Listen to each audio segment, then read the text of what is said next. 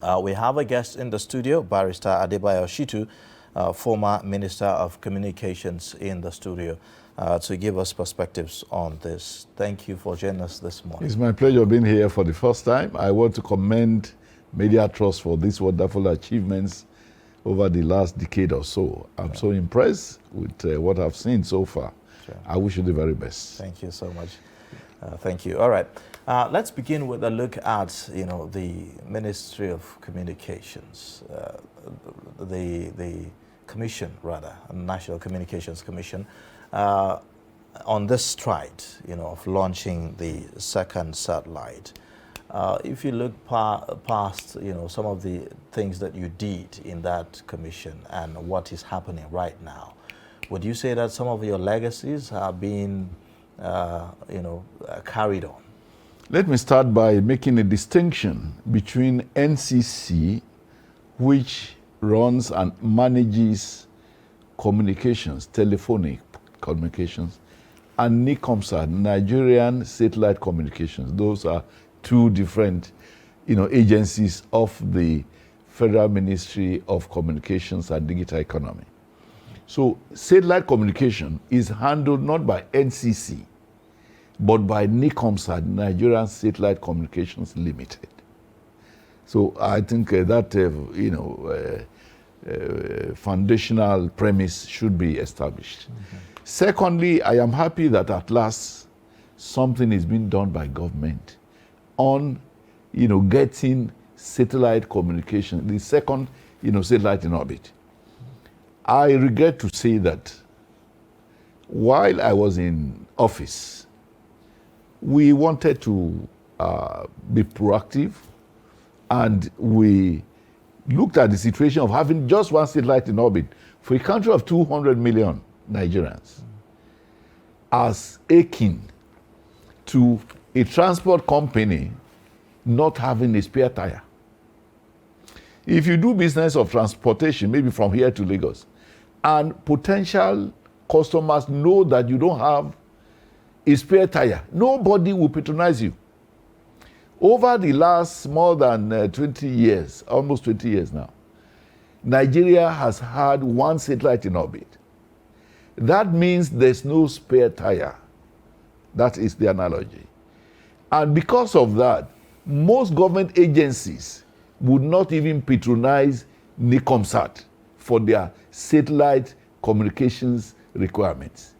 They prefer to patronize foreign satellite companies, particularly in Europe and near Asia. And I had seen this while I was in office. I'm not here to blow my trumpet. I made effort at that time to try and procure 2 new satellites at the time, rather than just another one. Because satellite communication is a huge business, which when you are properly equipped, the sky is the limit. We secured approval at that time from Chinese Export Bank. They were ready. We negotiated for the 2 satellites for construction. Usually construction will take 2 years. Mm-hmm. We negotiated for the 2 satellites in orbit, for $550 million at that time. Unfortunately, it was decided, not by me nor by the ministry. Some external forces felt that we needed to go and borrow again. We should go and look for private investors to come in. So we didn't have a choice because, we had bosses and, unfortunately, a lot of people were not really encouraged to come and invest in a government business. So I think that has been the cause of the delay. If we had done the right thing at that time, I've left office for more than 2 years now. So, about last year, they would have delivered the 2 satellites, in orbit. And I believe that the money that would have come into government's pocket since that time, if the right things had been done, would have been massive. Now, but it is said that it is better late than never. Interestingly, government is now going back to the same China Exim Bank, to take the loan that had been approved more than 4 years ago. It's very unfortunate. I regret it, but Nigeria has to continue to make progress. I mean, if you talked about even government agencies, most of them do not prefer to use NICOM-SAT. Isn't that a contradiction? Well, you see, if government refuses to do the right thing at the right time, I've told you, most Nigerian universities patronize external satellite companies. Before you can enforce them to patronize local agencies, you must have provision sufficiency. You must be able to give them the trust, the confidence that if the one satellite breaks down, there'll be another one which will boost that service at that time. Nobody wants to, patronize a company which does not have extra tire, as I have, been discussing it. So I believe once we have sufficiency of it, once we have 2 or 3 in orbit, then we can enforce that, look, what is produced locally, you cannot go out to, to procure. Like Mr. President has always been saying. Now, let's talk about the implication on this, of this on national security. I mean, we've always talked about intelligence gathering for our security forces as very, very key to the fight against the insurgency and, terrorism and all that. Having just one, what does this imply? Even that one can break down. We had one before. We had satellite R before. What is being used now is R1. That the one which was used to compensate us for the collapse of the original one. So, but I have always insisted, and I'm still saying that whatever we are doing, we must think ahead as a nation. We should not just, look at it from what we require now. If you think you require only one car now, suppose that car breaks down, you want to go out in the morning and then you do for a very important assignment and you kick the car and it won't kick. Then you get disappointed. So it is always good to be proactive, to have more than enough, particularly for a country like Nigeria. That if we have sufficiency in it, the patronage from Nigerian agencies and individuals will be more than enough for us and to bring more money for government coffers. This is what I'm saying.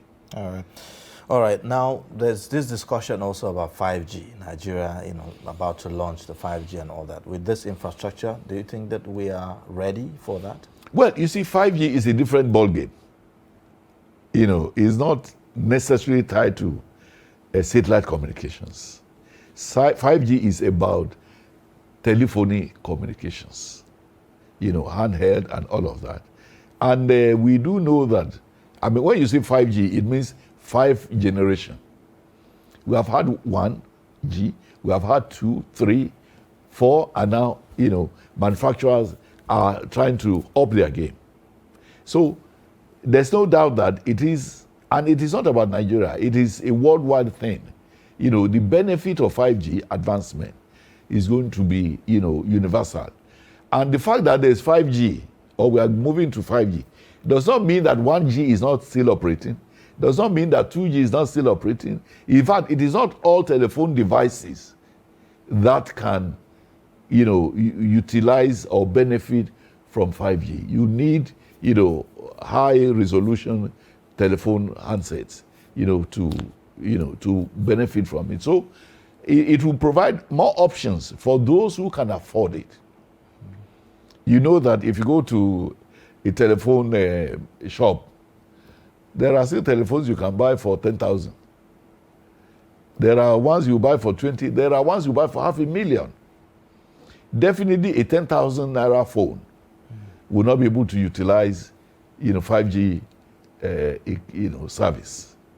So it provides option, and for me, it's a good thing that the world is making progress in the area of telephony, because with 5G, the speed will be much more, and then more often than not, you would even find out that once you have 5G, you can make better use of non-rate calls instead of the calls that require, you to pay, per minute or per whatever.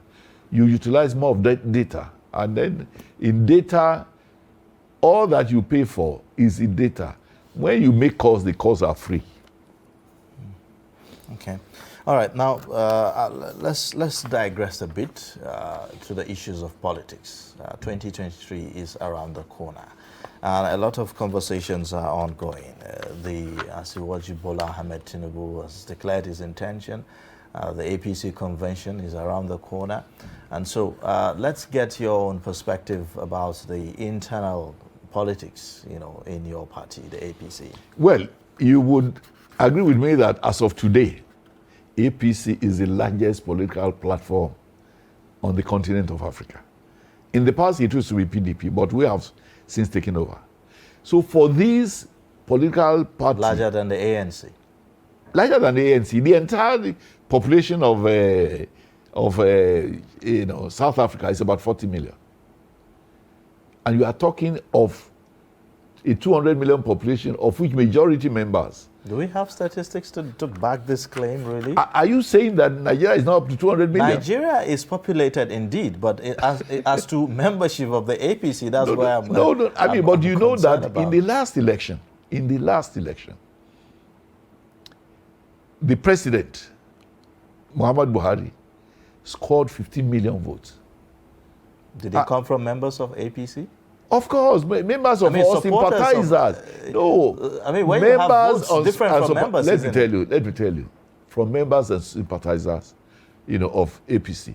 So you can confidently say that over the last 6 years that the president has been in place, over the last 6 years that APC has been in majority of states, they would have been winning more souls. Do you believe that APC still maintain that popularity? I can assure you that now, looking at the insecurity situation, especially in the northwestern part of the country. The insecurity had always been in place. It's unfortunate that, the situation we are in, a lot of people ascribe the insecurity which has grown out of some other problems over more than 10 years. They want to ascribe it to the, president or to APC. You know very well, if you come from the northwest of this country, that the insecurity there started from cattle rustling. It was through cattle rustling that, from there it graduated. Albeit, we've seen an increase, we've seen a hike in the recent cases of insecurity. Exactly, and you must also concede. So the popularity of the APC back in 2015, would you say is the same as we have it now? Interestingly, look, have you seen any major politician moving from APC to some other parties? If there are, what are the figures? What about the followership? I'm talking about the followership. No, the followership are also part of, when I say major politicians moving into APC, you don't see people moving out of APC, despite the perceived problems. And that is to show that despite the hiccups, despite the challenges that government is facing, a lot of people still appreciate that. Governance is not about a one subject issue. Government is about so many issues.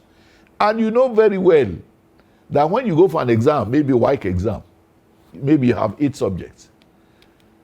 If you pass in 6 of the 8 subjects, they won't say because you didn't pass in 1 or 2 subjects, so you have failed. Nobody, no examiner of conscience will say that. And you should also appreciate that the armed forces of Nigeria are doing a very wonderful job. All right, now, are you concerned about, this internal wranglings, as to weakening the capacity of the party to be able to win the 2023 election? Look, I have always said it. Political parties are not limited liability companies owned by some shareholders. But that's what they look like. They may look like it. You know very well that in the corporate environment of maybe media trust, you have your chairman, you have directors, you have managers, you have staff. Somebody calls the shots in a company like this. In a political party, political parties are an agglomeration of joinders who don't need anybody's permission to come in, and they don't need anybody's permission to exit. You know, so is one laissez-faire, you know, association. Do you have any fears as to Honestly, the convention of the party coming up, no, whether or not it will end up strengthening the party? A lot of our enemies will be disappointed at the end of the day. I can assure you. A lot of our enemies will be disappointed.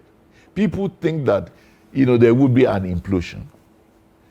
But I can assure you that, of course, we continue to encourage our leaders to do things right. As long as we follow and obey the rules of engagement among ourselves, we will continue to make progress by the grace of God.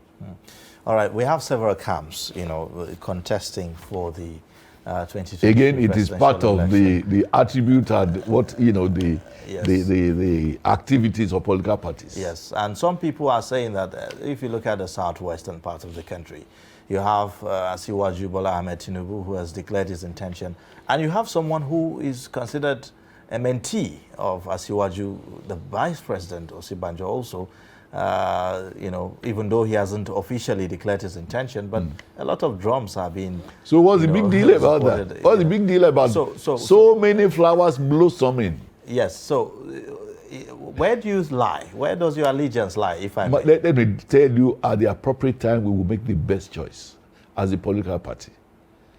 And we will make the choice that will ensure that we get the right candidate who will be able to deliver Nigeria to APC. It's as simple as that. All right, let's talk about your state, the politics there, the local politics there, and the whole discussions about the direct or indirect primaries, you know, the internal crisis in the state. What are your thoughts about what's happening? Number one, direct primary or indirect primary is not about Oyo State alone. This is a national problem. Yes, but a lot of people are saying that governors are on the one hand and then lawmakers are on the other hand. Wait, it's not governors and lawmakers that are the only members of our political party. You know, I'm neither a governor nor a lawmaker, but I'm a critical stakeholder. There's no doubt about it. And I was concerned, if I have my way, all political parties should adopt the direct primary, you know, method. You see, because we have had experiences of people in the name of a political party saying, this is the man our party will use, rather than subjecting everybody to democratic processes of selecting candidates, if I have my way. But I'm okay with the fact that both the National Assembly and the Presidency have agreed to allow all options for all political parties, which is the latest that happened, I think, yesterday. And so Nigeria, we try. Well, I mean, the most preferred choice, mostly you would see that. I would have preferred that, you know, because it is easier to corrupt the system if you have fewer people to do the selection process. And you agree with me that it is often said that power corrupts, absolute power corrupts absolute. And in this case, we're talking about the state governors, isn't it? Well, there's no doubt that the state governors, because they have the power of the purse, they became leaders and they have their own preferences. And if you allow a system where it is easier for a governor to dictate the thinking of selectors of candidates, then you'll be in a bigger problem. Let us have a situation where everybody's allowed to go to those who would eventually participate in the real election processes. Because fewer people may make mistakes, but if you allow, if the majority, you know, have a sense of belonging, have a sense of having had the opportunity of selecting a candidate, of course they work for the success of such a candidate. Do you see justification in some of the reasons given by the president, the issue of costing of direct primaries, the issue of giving others the choice and the, you know, opportunity to get to decide? I think the issue, I think whatever the advantages and disadvantages, the National Assembly, which is the supreme law-making body in this country, have taken a decision yesterday, and so be it for now. All right, now we'll take a quick break, and then when we come back, we'll continue our discussion on the program. Please stay with us.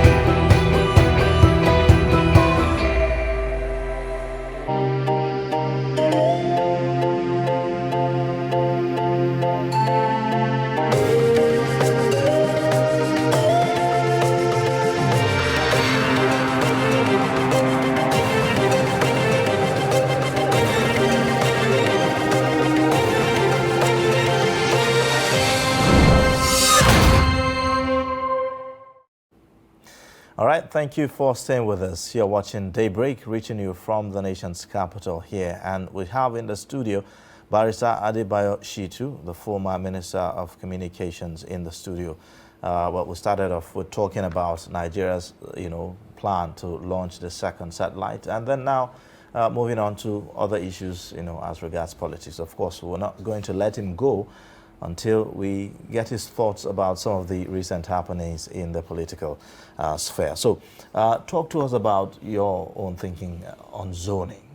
There's this discussion about, the presidency should come from the south or the north. I mean, it has always been a formula in which leaders are elected in Nigeria, right from in times past. So what are your thoughts on that now? Honestly, if I have my way, merit. Of course, we have qualitative people from all over the country.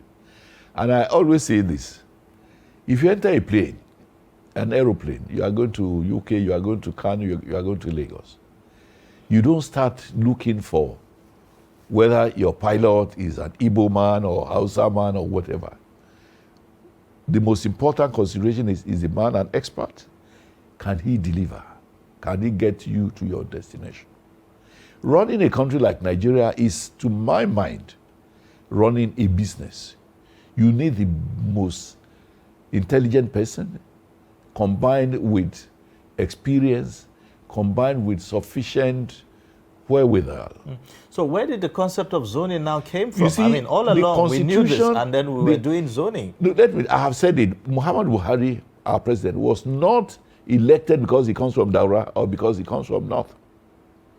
He was brought in because, as at that time, he was the opposite of the corrupt and inept PDP administration, particularly with the leadership at that time.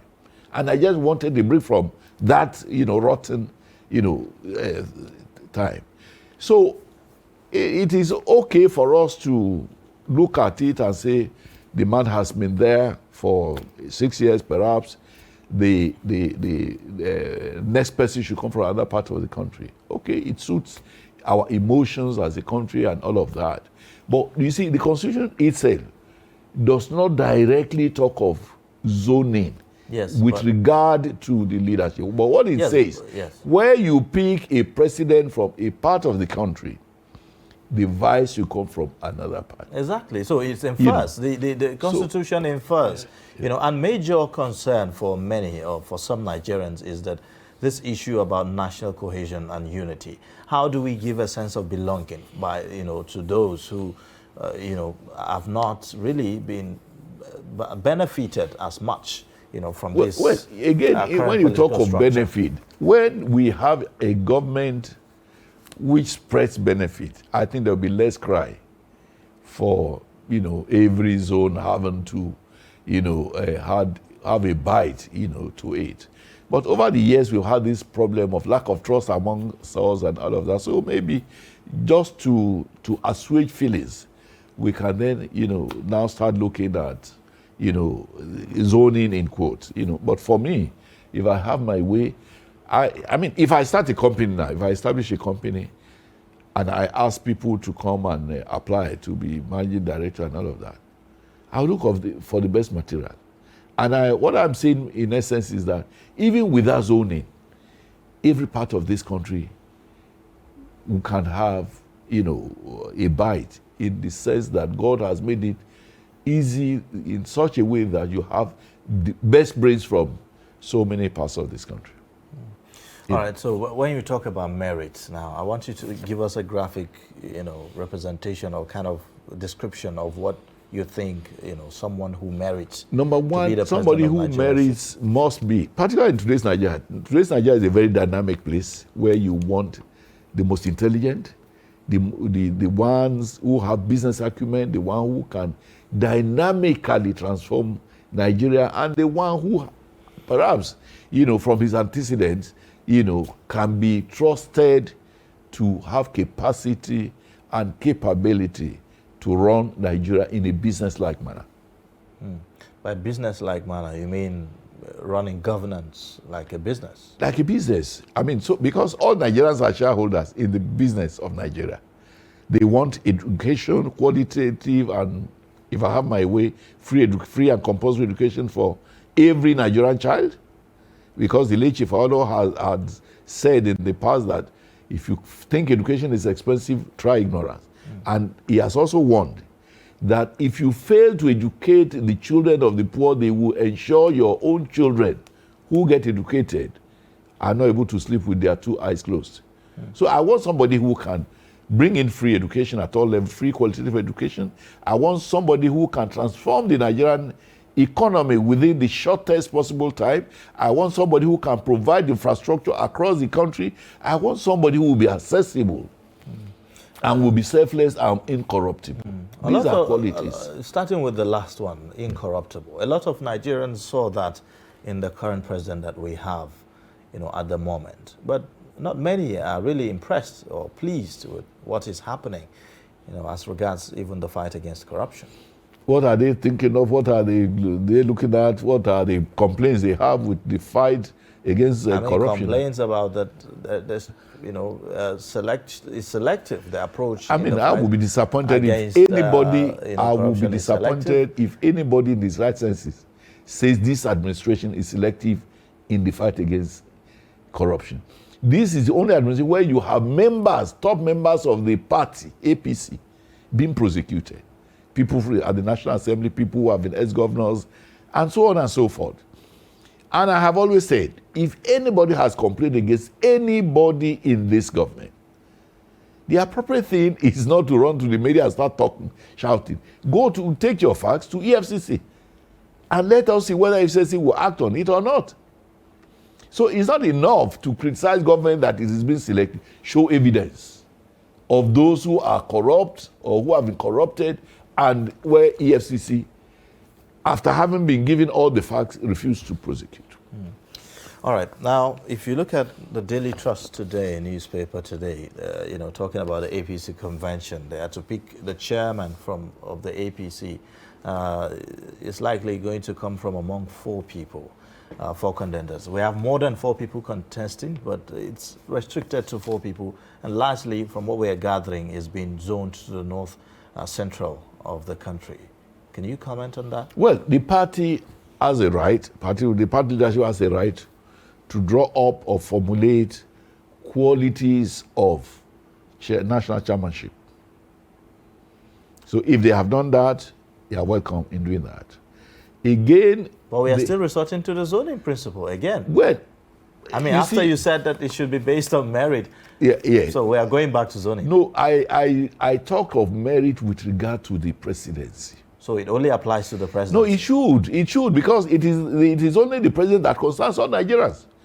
If a party decides to take its chairman from anywhere, I mean, how does that affect? How about merits from within the party? Isn't that a concern? It will be a concern with regard to the presidency. I don't know what indices guiding them in zoning the national chairmanship of the party. I'm not a member of the National Executive Party. I'm not privy to whatever their considerations are, but I know that we as party members will be bound by whatever, methods or whatever formula they impose on party members. But when it gets to the presidency, we will be going for a national general election. And if we don't do our homework very well, we will not, of course we know we have political enemies, we have co-contestants who would want to slug it out with us. So we have to get the best, to sell to all Nigerians. So you're saying in essence that it's okay to zone in the within the party, but it's not okay to zone when it comes to the presidency. You see, I have said it. The case of a pilot is different from the case of a chief hostess or whatever. The pilot is the most crucial. If I'm in a plane and I'm not giving food, perhaps I won't complain. I say, how many hours am I using the plane? But the consideration of the pilot must be competent, he must be professional, he must have the patience, he must have the good health, to run the trip successfully. So, whatever the party, we won't have an option, within the party if they decide to zone it. Now we have an acting chairman of the party. What's the complaint against that person? After all, he was not elected. But when it comes to a presidential candidate, we must remember that we are going to face the electorate in a general election. And so, we must, get the best. That's what I'm saying. All right. Well, Barrister Adebayo Shittu, former Minister of Communications, thank you so much for joining us on the show this morning. It's my pleasure. We look forward to having you again. Thank you so much.